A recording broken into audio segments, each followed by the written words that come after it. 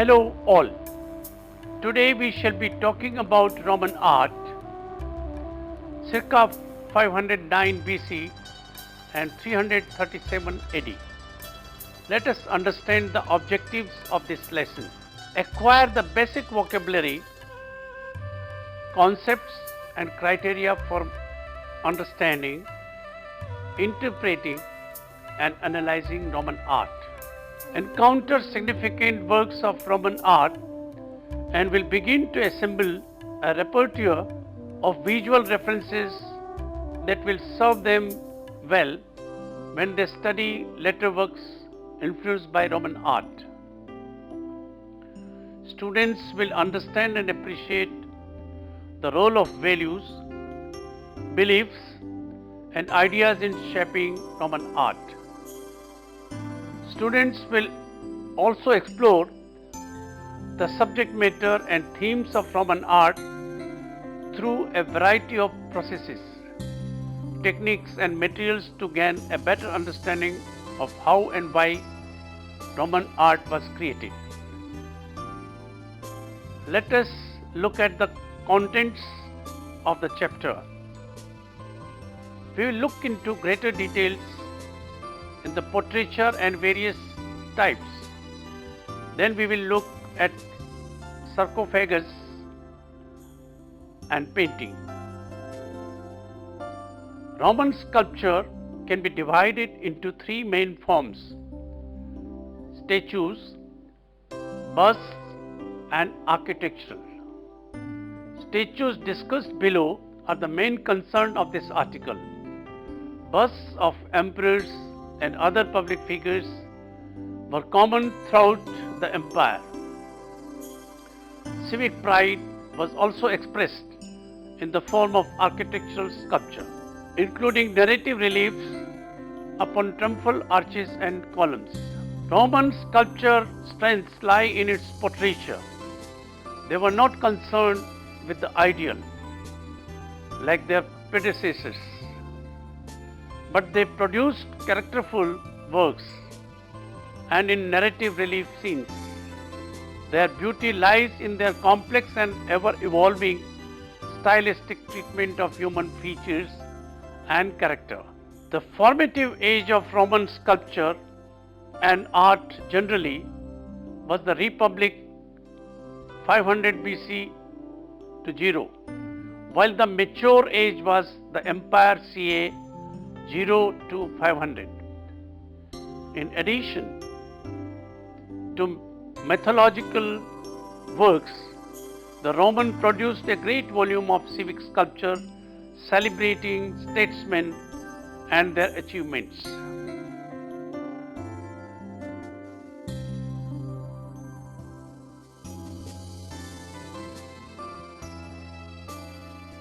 Growing out of early tradition of maintaining images of ancestors as death masks, Roman portraiture, as in Greek and Etruscan art, is often intended as a means of keeping the deceased alive in memory. Instead of generalizing a human face, smoothed of its imperfections and caught in a moment of detached abstraction, this new Roman idealization, emphasized rather than suppressed in hallmarks of advanced age and the distinguishing aspects of individual likeness.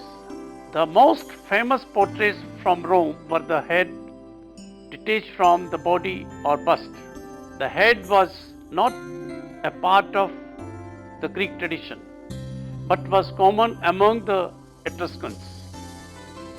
Busts were usually carved in marble, often from a waxed death mask, so that even the most specific physiognomic details were preserved. Funerary altars and tomb structures were adorned with portrait reliefs of the deceased, along with short inscriptions noting their family and patrons. And the portrait busts accompanied cinerary urns that were deposited in the niches of large communal tombs known as columbaria. In displaying these portraits so prominently in the public sphere, aristocratic families were able to celebrate their history of public service while honoring their deceased relative. Let us look at some more examples.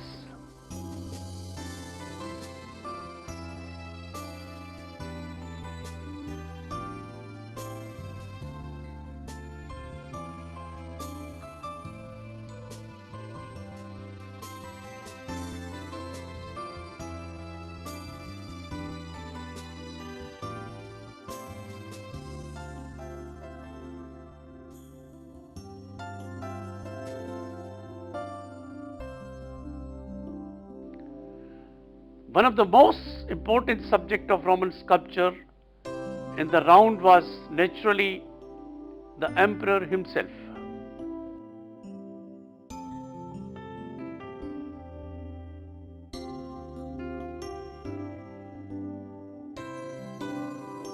In this figure, the Augustus of Prima Porta, the emperor, is portrayed as general addressing his troops. Even though the head is a likeness, it is idealist. Augustus was 76 when he died after a long reign, but this statue represents a self-confident, dominating, and above all youthful figure. The iconography of the statue again emphasizes the power of Rome, embodied in Augustus as emperor. By his right leg, Cupid, Venus' son, rides a dolphin and served as a reminder that Augustus traced his lineage to Aeneas, also a son of Venice, and thus descended from the gods. Official imperial portrait types were principally displayed in Sebastia, or temples of the imperial cult, and were carefully designed to project specific ideas about the emperor, his family, and his authority. These sculptures were extremely useful as propaganda tools intended to support the legitimacy of the emperor's powers.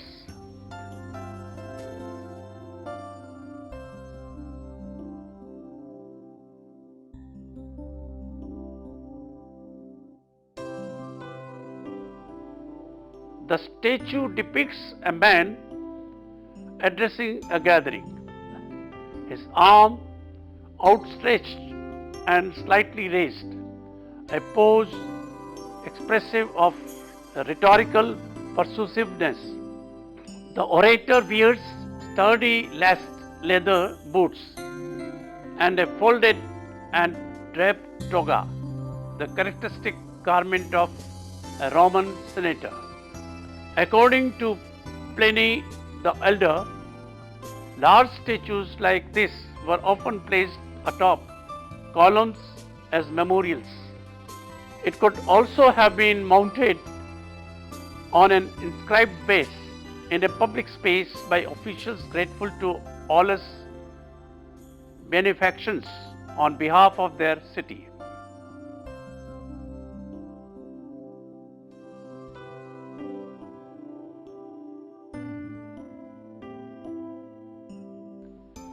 Later in the 4th century, the Emperor Constantine was depicted in a colossal marble statue. The head, over 8 feet high, is detached from the body. It is clearly a portrait as evidenced by such features as the long nose, cleft chin, clean-shaven cheeks, and thick neck. But the predominant impression left by this sculpture is derived from its monumental size. The staring geometric eyes, and the stylized hair. The restrained classical character of earlier imperial sculptures has disappeared, giving way to a new style. Emperor's power and makes him seem aloof from his subjects.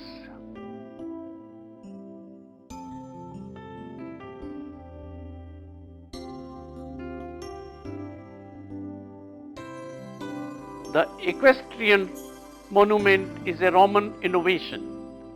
The most impressive surviving example is an equestrian bronze statue of the Emperor Marcus Aurelius, reigned 161 to 180 AD. His beard reflects the Greek fashion set by Hadrian and indicates that he is a philosopher. Also suggesting Greek influence is the artist's representation of convincing organic form in both emperor and horse.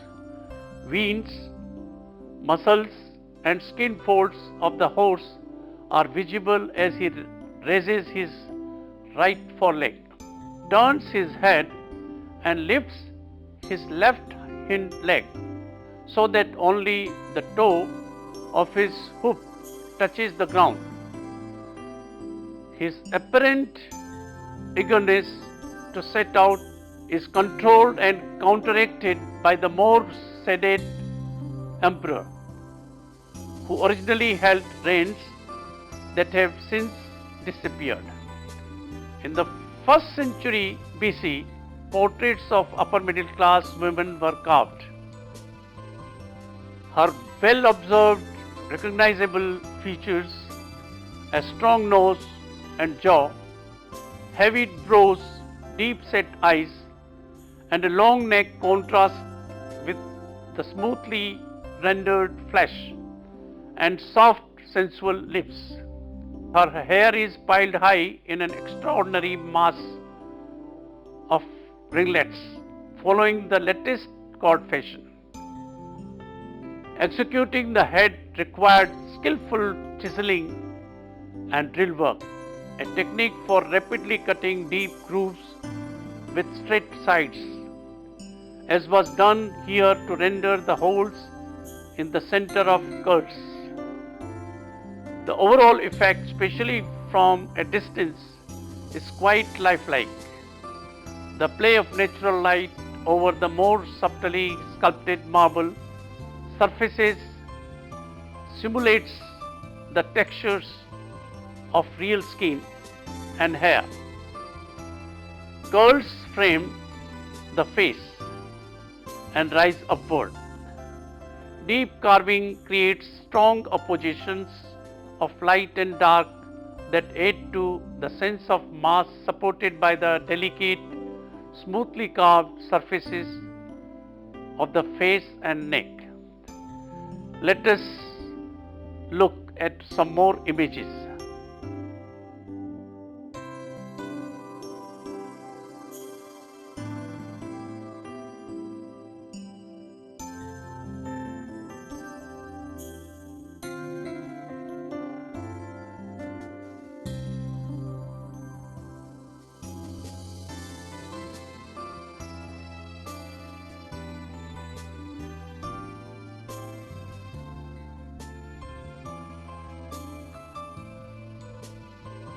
Sarcophagus.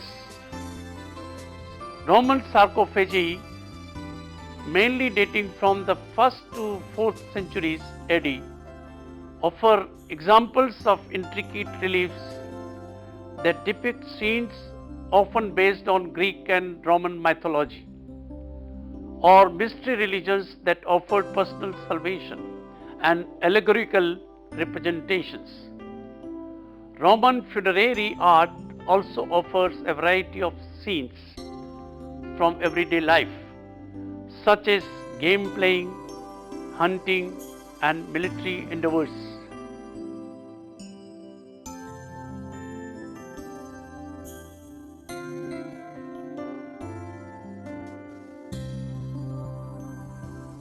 The early 3rd century sarcophagus in this figure reflects the symbolic use of Greek iconography in Roman art.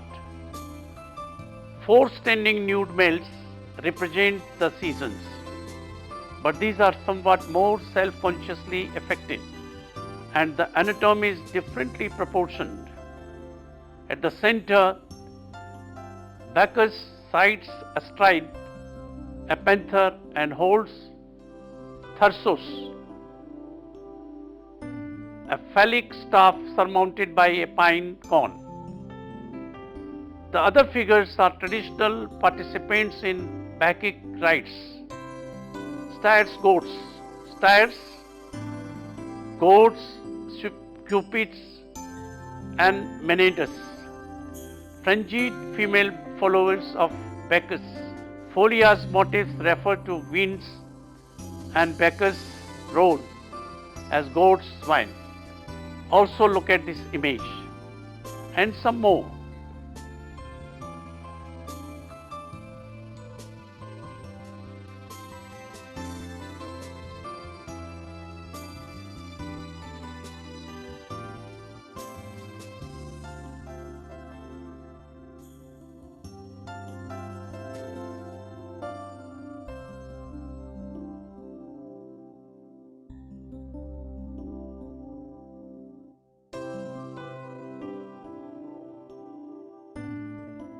Let me introduce you to Tetrarchic portraiture now.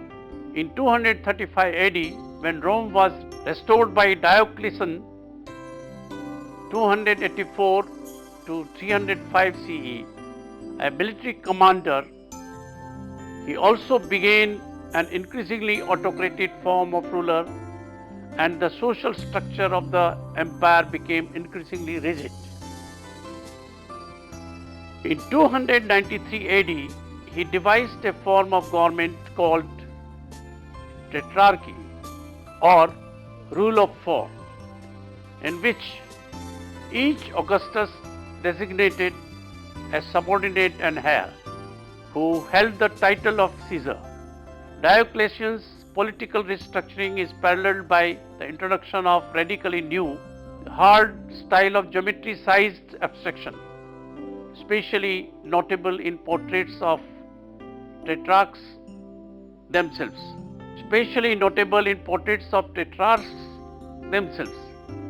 This new mode is famously represented by an actual sculptural group of the tetrarchs.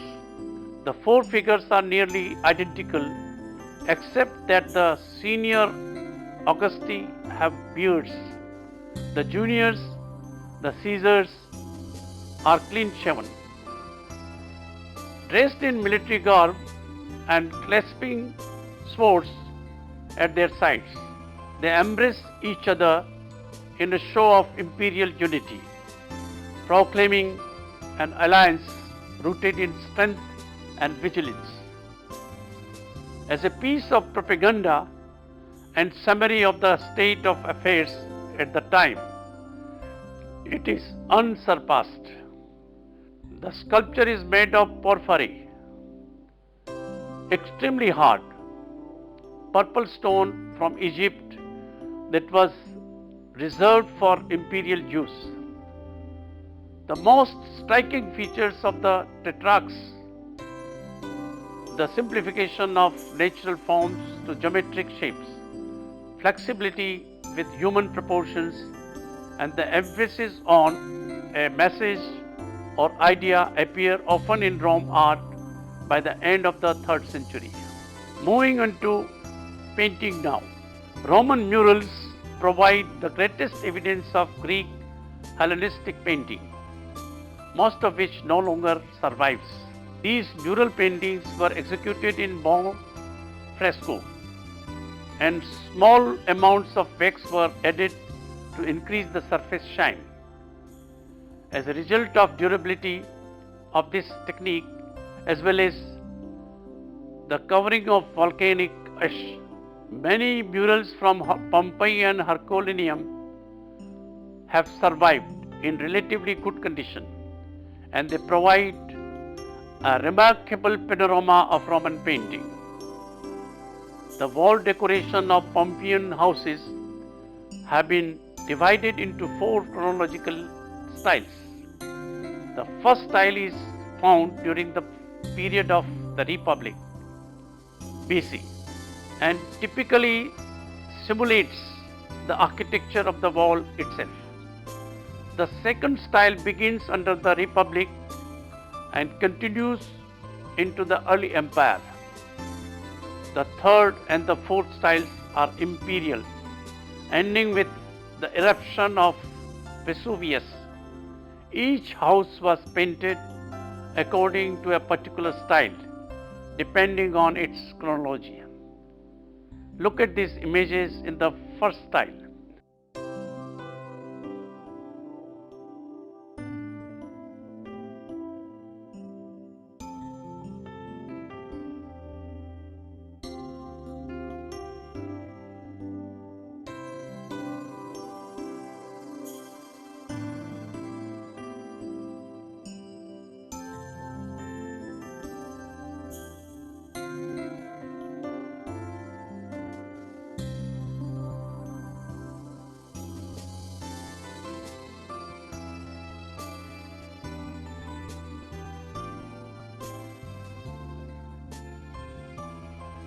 The best examples of second style painting are found in the country villa near Pompeii, known as the Villa of the Mysteries. Painted pilasters separate each section to depict the long narrative of a mystery rite in honor of Bacchus. The wine god is shown with his wife.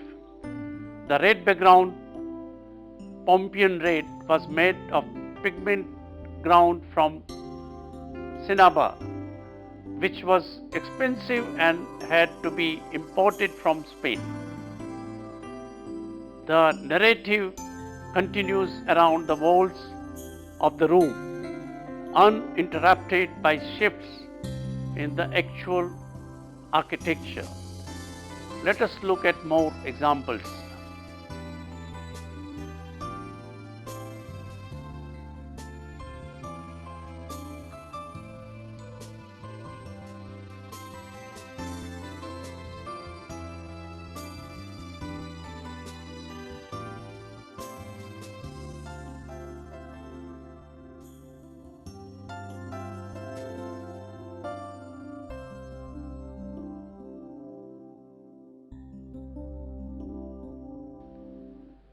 In this figure, you will see a good example of the third style, which creates an illusion of a framed painting on a flat wall and a thin, delicate ornamentation. The artist created a miniature arrangement of trees, architecture, and human figures against a monochrome background. Look at other examples.